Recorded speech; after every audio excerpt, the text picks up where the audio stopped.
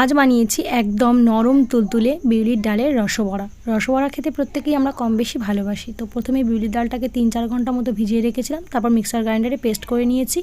নিয়ে গরম তেলের মধ্যে টুপটুপ করে ছেড়ে দেওয়ার পালা। বলে রাখি, যেহেতু মিক্সার গ্রাইন্ডারে আমরা এটাকে ব্লেন্ড করছি, তাই খুব একটা বেশি ফেটানোর দরকার পড়ে না। অল্প 5 থেকে 7 বার মতো একটু হাত দিয়ে ফেটিয়ে নিলেই কিন্তু দারুণ ফুলকো ফুলকো হয়ে যায়। আগেকার দিনে মারা শিলপাটাতে বাটতো, শিলে বাটলে কী হয়, তখন একটু বেশিক্ষণ ফেটাতে লাগে। মিক্সার গ্রাইন্ডারে যেহেতু ভালোভাবে ফেটে যায়, তাই অতটা ফেটাতে লাগে না। বেশি ফেটালে কিন্তু আবার বেশি তেল ধরে নেয়, বেশি তেল তেলে ভাব হয়ে যায়।